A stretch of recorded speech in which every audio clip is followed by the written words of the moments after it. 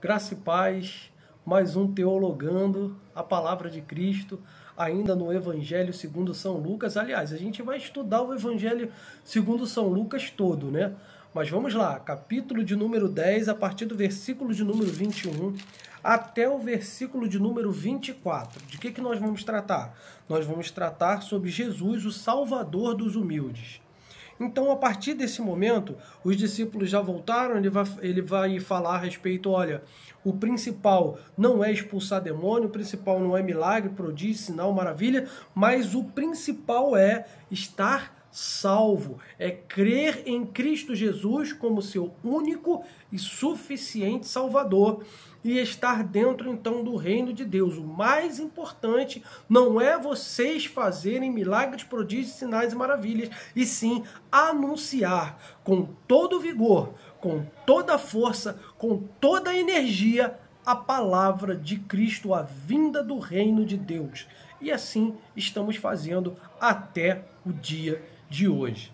Então, vamos dar uma lida aqui no texto para a gente poder fazer essa pequena interpretação.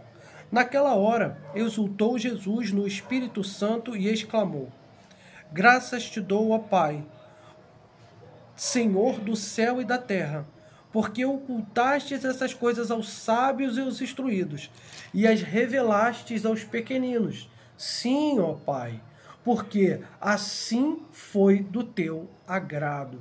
Por que Jesus... Vamos separar em duas partes. Mas, na verdade, vai tratar da mesma coisa. Vamos lá. Essa primeira parte. Por que Jesus diz assim? Porque os instruídos, os sábios, os inteligentes, os intelectualizados, aqueles que conheciam a respeito da religião nos seus pormenores, né, eles estavam ali soberbos, egoístas em si mesmos, muitas vezes fazendo aquilo que os próprios profetas disseram há muitos anos atrás. Os profetas, eles anunciaram, por exemplo, Isaías, Jeremias, Ezequiel, outros profetas que foram ali antes do exílio para a Babilônia, né? Eles pegaram e falaram: olha, vocês aí que são os líderes religiosos desse tempo, vocês estão corrompidos, vocês estão tomando o dinheiro das pessoas, vocês estão espremendo o povo, quando vocês deveriam estar ali ajudando, sendo fonte de bênção e de ajuda para as viúvas, para os órfãos, para os desamparados, e também fazer ali uma justiça social, que nada mais é do que as ofertas que estavam sendo lançadas ali poderem ser divididas entre eles, e eu não sei se vocês sabem, claro, eu acredito que sabem, que eles são todos irmãos. Né, as 12 tribos de Israel, todos eles são irmãos. E eles não fizeram isso. Fizeram justamente o contrário. Né? Olharam só para si e esqueceram daqueles que eram os mais humildes. Depois foi passando o tempo. Então chegaram na época dos fariseus, dos saduceus, dos líderes religiosos da época de Jesus. Os líderes religiosos da época de Jesus, o que eles queriam? Eles queriam projeção, eles queriam status, né? Trazendo para os dias de hoje. Então, duas coisas, nada diferente dos dias de hoje, ok? O que os líderes religiosos dos dias de hoje estão querendo? Status, posição na sociedade, ok? Estão querendo poder, estão querendo enriquecer às custas de nós, ok? Aqueles que são menores, os humildes, aqueles que estão ali para servir a Cristo.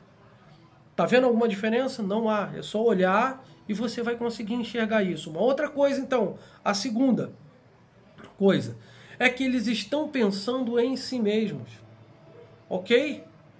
Ensinando alguma coisa para os seus servos, para que eles possam o quê? Trazer eles aprisionados à liderança deles. Tá bom? Nada diferente da época de Jesus. Era isso que acontecia naquela época. Então, Jesus ele diz assim, na época, né? Vamos lá. O evangelho era pregado para os ricos, eram pregados para os intelectualizados, e não para os incultos. e não para os pobres, e não para os miseráveis daquela época. Você sabe por quê? Porque eles julgavam que os pobres e miseráveis daquela época, eles não eram abençoados por Deus. Por isso, eles não recebiam a palavra de Deus da forma que deveriam receber. E quando Jesus chega, então, o Messias chega, ele chega para anunciar o Evangelho, o reino de Deus, para quem? Para os pobres. E diga João, aos pobres está sendo anunciado o reino de Deus. Glória a Deus, porque nós, os humildes, podemos agora crer em Cristo como nosso único e suficiente Salvador e ter o nosso nome arroilados nos céus. Graças a Deus, porque o Senhor Jesus, mediante o Espírito Santo que derramou sobre as nossas vidas, abriu o nosso entendimento para que nós possamos enxergar a quem Ele é, o que Ele pode fazer e como chegar até lá. Tirou os tampões dos nossos ouvidos para que nós viéssemos a ouvir a voz do nosso pastor. Aqueles que ouvem a minha voz, esses me seguem, porque eles são as minhas ovelhas escolhidas. Agora vamos dar continuidade aí para a próxima parte. Versículo de número 22 em diante diz assim: tudo me foi entregue por meu Pai. Ninguém sabe quem é o Filho, senão o Pai. E também ninguém sabe quem é o Pai, senão o Filho. E aquele a quem o Filho quiser revelar, abrir os olhos, destapar os ouvidos, abrir o entendimento, desendurecer o coração de pedra. Então vamos lá, versículo de número 23. E voltando-se para os seus discípulos, disse-lhes em particular, ou particularmente, bem-aventurados os olhos que veem as coisas que vós vedes. Pois eu vos afirmo que muitos profetas e reis quiseram ver o que vedes e não viram, e ouvir o que ouvis e não ouviram. Aqui tem dois pontos importantes. O primeiro é que Jesus é o único que pode abrir os olhos, a mente, os ouvidos e o coração das pessoas para crer.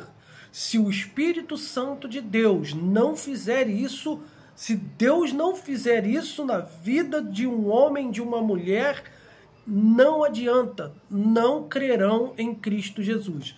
Está escrito no versículo de número 22, ok? Então não foi carne nem sangue que vô-lo revelou, mas foi quem? O meu Pai que está nos céus, foi quem vô-lo revelou, disse ele a Pedro. Versículo de número 22, então, ele fala sobre a bem-aventurança dos discípulos. Ele diz, olha, vocês são felizes, vocês são ricamente abençoados. Por quê? Porque os reis que vieram antes de vocês, os profetas que proclamaram essa palavra para chegar até aqui, eles estavam esperando, eles estavam aguardando a minha vinda, querendo escutar as minhas palavras, querendo poder me ver e não viram. Mas aqui está uma geração, aqui está pessoas que estão me vendo e me ouvindo, e aí sim, vocês são bem-aventurados por causa disso. Porque, e aqui é um ponto importante que eu tenho para falar para nós, e até trazendo para os nossos dias, também para que você possa entender isso, é que nós estamos esperando 2022 anos, já se passaram, né, aproximadamente, de que Jesus está para voltar e Jesus não volta, ok? Você imagina os reis como Davi, os profetas, como todos os profetas, Isaías, Jeremias, Ezequiel, esperando para ver o Messias, esperando para ver o Rei dos Reis, o Senhor dos Senhores, e não puderam ver, mas aguardaram na esperança e na perseverança, ok? Então a minha mensagem para você, para os nossos dias, a nossa mensagem, né, que essa mensagem esteja posta no nosso coração e encrustada na nossa mente, é que o Messias virá. Nós temos que estar vigilante e em oração, trazendo essa viva esperança no nosso coração, andando em santidade, andando em amor, ajudando o nosso próximo, espalhando a palavra de Cristo. É isso que nós devemos fazer. Que Deus nos abençoe mais uma vez, que o Espírito Santo de Deus continue falando aos nossos corações. E até o nosso próximo Teologando a Palavra de Cristo. Graça e paz.